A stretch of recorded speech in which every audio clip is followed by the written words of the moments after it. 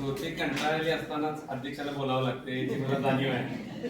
तरी सुद्धा आता या ठिकाणी पहिल्यांदा आमच्याकडे जे शिकायला मंडळी आले त्यांचं संस्थेच्या वतीनं स्वागत करतो.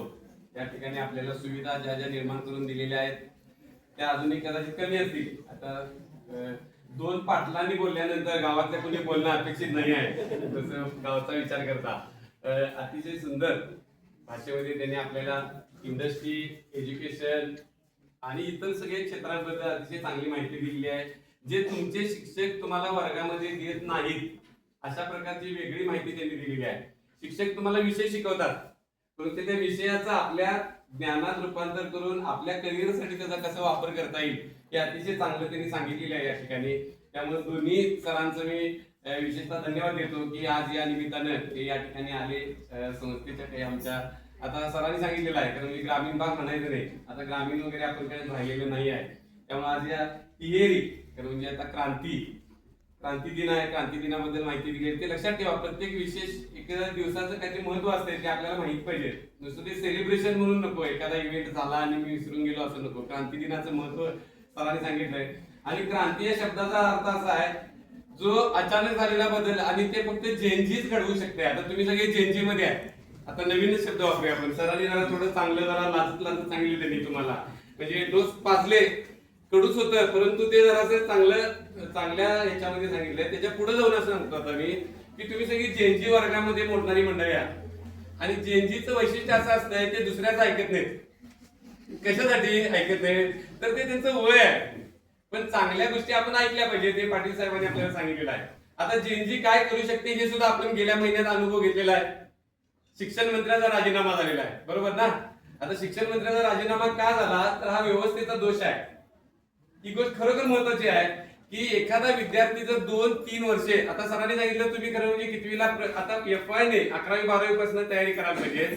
आणि जर तुम्ही MPSCच्या मेन पेपरवर गेलेला आणि तिथे जर तुम्हाला आदल्या दिवशी कळालं की हा पेपर फुटला किंवा तुमची परीक्षा झाल्यावर पेपर फुटला हे कळाल्यानंतर 20-22 विद्यार्थी आत्महत्या करतात. अर्थात ती नाजूक मनाची मुलं असतात, आपण तसं व्हायचं नाही आहे. पण 3 वर्षाचं केलेले शिक्षण माझं वाया गेलं एका क्षणामध्ये, एका बातमीमध्ये, तर ती अत्यंत वाईट गोष्ट आहे. शासनाचा फेल्युअर आहे की अशा प्रकारच्या परीक्षा सुरक्षित घेता न येणं हे अत्यंत वाईट आहे. आता त्याच्या पुढे जाऊन मी असं म्हणेन की हे आता कळालं कदाचित, याच्या आधी हे चालूच होतं का हा प्रश्न राहतोय अजून. तुम्ही ज्यावेळी परीक्षेला जाणार, आता यात नवीन मुलं आहेत. हा BSc ची किती मुलं आहेत जरा हात वर करा. मुलं BSc सायन्स शिकणारी मुलं, आर्टची आर्टची किती आहेत म्हणजे सरांना कळू देत. आर्टची मुलं हात वर करा, मुलं मुली हात वर करा, हात वर करा. कॉमर्सची किती आहेत हात वर करा जरा. म्हणजे कॉमर्सची जास्त आहेत आणि मुलींची संख्या पण जास्त आहे. तर म्हणजे कॉमर्स आणि मुली जिथे फोकस आपल्या इकडे या पद्धतीने तो करावा लागेल. आता मी काय फारसं सांगणार नाही, तुम्हाला सरांनी सांगितलेलं आहे. पहिल्याच दिवशी एवढं सांगितलं तर वर्षभर काय सांगायचं मला, हा फरक पडतो. आणि 3 वर्ष तुम्ही आहेत आवडीत आमच्या, त्यामुळे 3 वर्षामध्ये तुम्हाला हे सगळं तयार करून तुम्हाला बाहेर पाठवायचं आहे. पण बाहेर पाठवायचं म्हणजे काय मार्केट आहे याची माहिती तुम्हाला असायला पाहिजे. तुम्ही आता बाहेर जाणार आहे, आता बाहेर गेल्यानंतर तुम्हाला काय, आपण मार्केटमध्ये जसं आपण घरात म्हणतोय आपण शेती करतोय. आता मे महिन्यामध्ये कोथिंबीर पिकवली की त्याला चांगला भाव येतोय. कारण काय, लिंबूला चांगला भाव येतोय मे महिन्यामध्ये, आल्याला चांगला भाव येतोय मे महिन्यामध्ये. कारण त्या दरम्यान त्याला अतिशय मागणी असते. कारण मे महिन्यात आणि एप्रिल, मे, जून महिन्यामध्ये लग्नाचा सीझन असतोय आणि लग्नाच्या सीझन मध्ये संपूर्ण महाराष्ट्रामध्ये असेल किंवा देशामध्ये अशा काही वस्तूंची मागणी वाढते. मग त्यावेळी ते पिकवलं पाहिजे. महत्वाचं काय, शेतकरी, जो शेतकरी हुशार असतोय तो काय करतोय, त्या दरम्यान त्या वस्तू पिकवतोय, त्याला एवढे पैसे मिळतात. तो सांगतोय की एकदा मी 10 वर्षे राबून मला काही मिळालं नाही, कारण मी ते चांगल्या पद्धतीने ते त्याच दरम्यान ते पिकवलं आणि विकल्यामुळे मला 10 वर्षाचे पैसे एकदम मिळाले.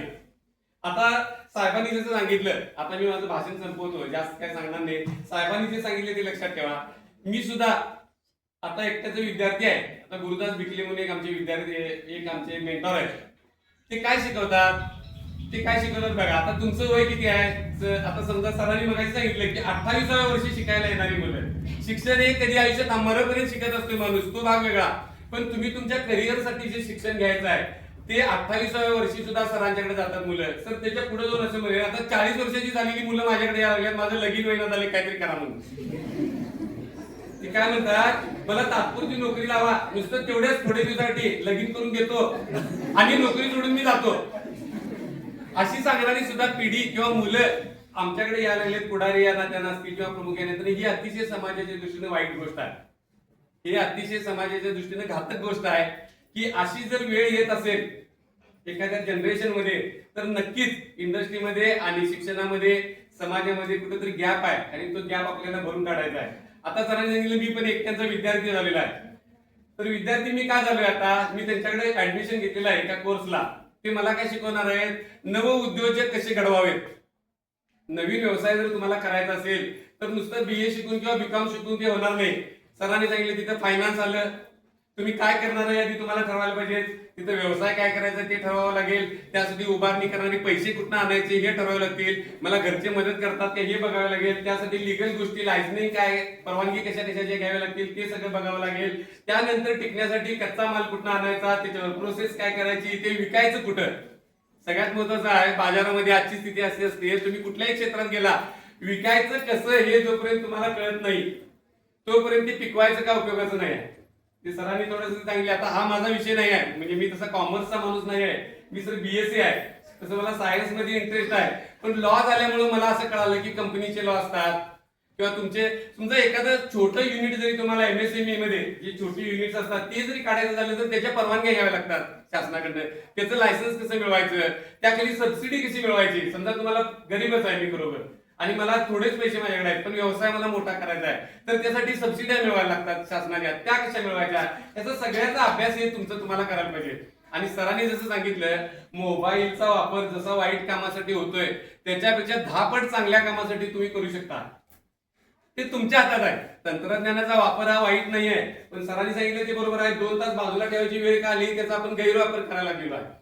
तो जर चांगल्या कामासाठी वापरला तर हे सगळं मटेरियल माझ्याकडे नेसरी कॉलेजमध्ये, कुठल्याच कॉलेजमध्ये तुम्हाला आज जायची आवश्यकता नाही. पण तुमचा फोकस जर असेल, तुमचं कॉन्सन्ट्रेशन त्या एखाद्या गोष्टीवर असेल आणि तुम्ही जर त्याचा फॉलो पाठलाग करत राहिला, सतत पाठलाग करत राहिला, तर तुम्हाला ते सोपं होणार आहे आणि निश्चितच तुम्हाला ते चांगल्या पद्धतीने मिळणार आहे. आता गुरुदास बिकले साहेबांच्याकडे मी ऍडमिशन घेतलेलं आहे. आमच्यातल्या बऱ्याचशा भागातल्या चांगल्या उद्योजकांनी ऍडमिशन घेतलेलं आहे. त्यांनी अतिशय सांगितली मला गोष्ट, पहिलीच गोष्ट मी तुम्हाला सांगतो, त्यांनी जी माझ्या डोक्याच्या बाहेरची होती अशी एक गोष्ट तुम्हाला सांगतो. ते काय म्हणाले की मी 38व्या वर्षी रिटायरमेंट घेतली. आता भांबर सरांचं इथं जे शिक्षक तुम्हाला शिकवतात, दाढी पिकलेली आहे, केस पिकले आहेत, म्हातारे झाले तर ते बरेचसे म्हातारे झालेत ना, दिसतात तुम्हाला ते. त्यांची अजून रिटायरमेंट घेण्याची मानसिकता नाही आहे. ते 58व्या वर्षी रिटायर होणार आहे.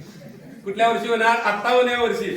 म्हणजे त्यांना ऐकायला थोडं कमी, बोलायला कमी, पोरं काय बोलायला, मी काय शिकवलोय हे कळायला नाही लागल्यावर 58-60व्या वर्षी ते रिटायर झालं. एक माणूस माझ्यासमोर असा आला, तो काय म्हणाला, मी माझ्या आयुष्यामध्ये शिकलो अत्यंत गरिबीत, मला पूर्ण वेळ जेवायला मिळालेलं नाही. त्यांच्या आईनं, त्यांनी एक गोष्ट अतिशय सांगितली, त्यांच्या आईनं काय केलं होतं, त्यावेळी ते मातीची मडकी असायची, त्यात पैसे टाकायचे. त्यात संचयिनी नावाची एक योजना होती. तुमच्या आई वडिलांना पण माहित आहे, म्हणजे इथे जे बसले त्या सगळ्यांच्या आई वडिलांना माहित आहे. संचयिनी नावाची एक शासनाची आणि अशी काहीतरी एक बचतीची योजना आली, त्यात त्यांची आई पैसे टाकायची. आणि तो मुलगा 10वीला शिकून बाहेर पडायला म्हणजे काय झालं, पुढे काही पैसे पाहिजे होते त्याला, त्याच वेळी ती संचयिनी बुडली. जो म्हणतो ते जे बचत फोडून आता मी काहीतरी पैसे घेणार आणि माझ्या शिक्षणासाठी वापरणार, अशाच वेळी ती संचयिनी बुडली आणि त्या मुलासमोर प्रश्न आला की मग मी आता पुढे काय करायचं. असा प्रसंग तुम्हाला पण येऊ शकतोय. मी का सांगालोय, हा प्रसंग काय त्यांच्या जीवनात आला, असे अनेक म्हणजे समांतर प्रसंग तुमच्या आयुष्यामध्ये पण येऊ शकतात. पण तो मुलगा डगमगला नाही, तो शिकला, त्यानं इंडस्ट्रीमध्ये गेला, इलेक्ट्रिकल इंजिनिअरिंग झाले, लायसन्स काढल्या, कॉन्ट्रॅक्टर झाले, मोठे इंडस्ट्रियलिस्ट झाले. आणि इंडस्ट्रियलिस्ट झाल्यावर त्यांनी सांगितलं की मी ज्यावेळी पहिल्यांदा नोकरीला LIT मध्ये किंवा आणि वेगवेगळ्या कंपन्यांना, सरांचे फार्मास्युटिकल आहे, फार्माबद्दल बोलायला पण खरोखर फार मोठं काम आहे. तर फार्मसीमध्ये जरी गेले, ते LIT मध्ये गेल्यानंतर त्यांनी ठरवलं की मी 38व्या वर्षी रिटायरमेंट घेणार.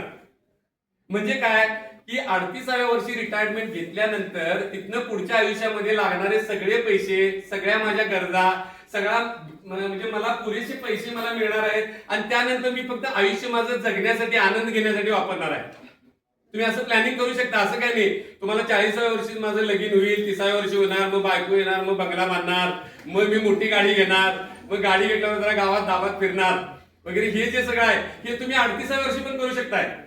तसं उदाहरण आपल्या भागातच आहे, एका लांब नाही, ते वाघराळीचेच आहे. त्यांना कधीही तुम्ही जाऊन भेटा.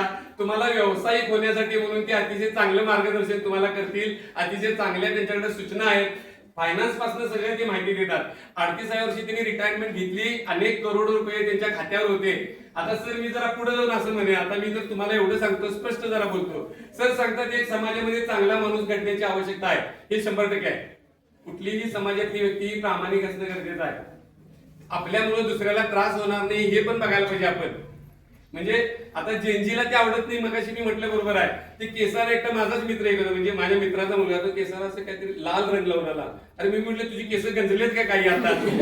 कारण लाल रंग म्हणजे लाल, आता लोखंड गंजल्यावरती लाल होत नाही तर नाही, ते माझे सर असे स्टाईल आहे, ते हल्ली रंग लावतात सगळे.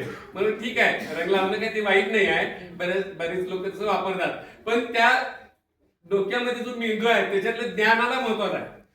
तुमचे जे केस असतात ना ते बघून तुम्हाला कोणी बोलवत नाही.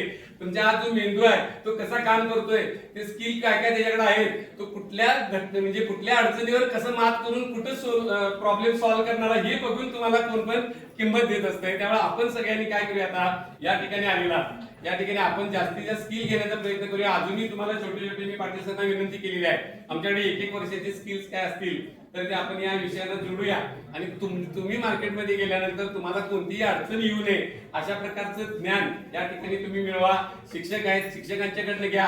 ऑनलाईन ऑफलाईन अनेक ऑप्शन आपल्याकडे उपलब्ध आहेत, ते सुद्धा तुम्ही बघत चला. असं काही नाही की ऑफलाईन शिकलं पाहिजे, आता ब्लेंडिंगचा जमाना आलाय. त्यामुळे आता काय केलेलं आहे, आम्ही ही स्किल देण्यासाठी म्हणून आता मी या ठिकाणी जाहीर करतो, अशी आमची तयारी चाललेली आहे की आम्ही आता इथे अकॅडमी सुरू करायचं ठरलेलं आहे. म्हणजे आमचे शिक्षण समिती परिवारामार्फत या ठिकाणी एक अकॅडमी आम्ही सुरू करतोय. ज्या अकॅडमीमध्ये तुम्हाला छोट्या स्पर्धा परीक्षा, एकदम कलेक्टर नव्हे, आपल्याला डायरेक्ट सगळ्यांना कलेक्टर होता येणार नाही, परंतु छोट्या स्पर्धा परीक्षा, तलाठी असू देत, ग्रामसेवक असू देत, त्यानंतरचे वरचे वन विभागाच्या नोकऱ्या आल्या, त्यानंतर अनेक अशा छोट्या छोट्या नोकऱ्या आहेत ज्याच्यामध्ये जाऊन आपण आपलं करिअर करू शकतोय. अशा प्रकारची अकॅडमी सुरू करतोय. त्याच्यामध्ये ज्या परीक्षांसाठी फिजिकलची तयारी करावी लागते ती सुद्धा आम्ही करून घेणार आहे. बौद्धिक काम सुद्धा करायचं आहे, ते सुद्धा स्वतंत्ररित्या चालू राहील. त्यानंतर सुपरवाइज स्टडी म्हणजे अभ्यास सुद्धा मुलांचा शिक्षक येऊन शिक्षकाच्या उपस्थितीतच तो अभ्यास कसा होईल यासाठी सुद्धा आम्ही सुपरवाइज स्टडीचं एक स्टडी रूम तसं चालू करण्याचं आता आमचा मानस आहे आणि त्या दृष्टीने आमची तयारी सुरू आहे. तेव्हा ते सुरू झाल्यानंतर असू देत किंवा आजपासूनच तुम्ही चालू करा. पाटील साहेबांनी सांगितलेलं आहे, आता याला मुहूर्त बघायचा नाही. तुम्ही तुमचं करिअर काढण्यासाठी मुहूर्त बघायची गरज नाही. आजचा दिवस चांगला आहे, आज ठरवून तुम्ही कामाला लागा. आम्ही तुम्हाला मदत करण्यासाठी इथं आहे. आता हे कोल्हेकर साहेब असतील किंवा त्यांच्या सहकार्यांना काय वाटायचं, तुमच्या आई वडील लिहिता वाचता आले पाहिजे. तुमच्या आई वडिलांना त्यांना त्या काळात काय वाटायचं, तुमचे जे आई वडील आहेत त्यांना लिहिता वाचता यावं, तर त्यांना लिहिता वाचता यायचं नाही या पिढीच्या लोकांना. तेवढाच त्यांचा उद्देश होता. पण आता तो उद्देश नाही आहे. आताचा उद्देश असा आहे, आता तुम्हाला स्किलचाच माणूस पाहिजे. तिथं चांगला माणूस आहे, गोडले बोलतोय, हे ते काय चालणार नाही.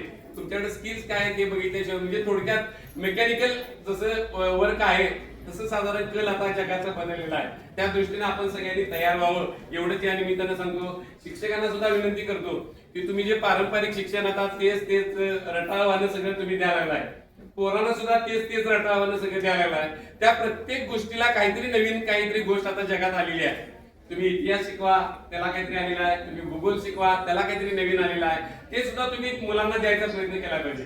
म्हणजे पहिल्यांदा शिक्षकांमध्ये जे आलं पाहिजे तर ते मुलांमध्ये जाणार आहे. त्यामुळे शिक्षकांना सुद्धा मी विनंती करतो की आपणही त्यातलं अपडेशन जे आहे, काय काय जे नवीन आलेलं आहे ते सगळं शिकावं, ते आपल्या मुलांना सांगावं. एखादी गोष्ट काय सगळ्यांनाच माहित असते, आपण विचारायचं, लाजायचं नाही. मुलं लाजतात भरपूर आपल्याकडे, बोल म्हटलं की बोलायचं नाही, काय नाही, बिंदास विचारायचं. आपल्या मनात ज्या शंका आहेत त्या वेगवेगळ्या शंका आपण वेगवेगळ्या इथे सर आहेत त्यांचे नंबर घेऊन ठेवा, दोन्ही सरांचे नंबर घ्या. तर जरा नंबर आमच्या मुलांना नंतर द्या, त्यांना तुम्ही शंका विचारू शकता. कुठलीही गोष्ट या जगी सर्वज्ञानी असा कोणी नाही म्हटलेला आहे. त्यामुळे कोणीही जगात या सर्वज्ञानी नाही. आपल्याला जे येत नाही ते विचारून ज्ञान प्राप्त करायचं, एवढीच गोष्ट आपण सगळ्यांनी करावी आणि तुमचं भविष्य उज्ज्वल व्हावं, तुमच्या कुटुंबाला चांगले पैसे मिळावेत, तुमचं कुटुंब सुखी समाधानी व्हावं अशी मी संस्थेच्या वतीने प्रार्थना करतो आणि थांबतो. जय जय महाराष्ट्र.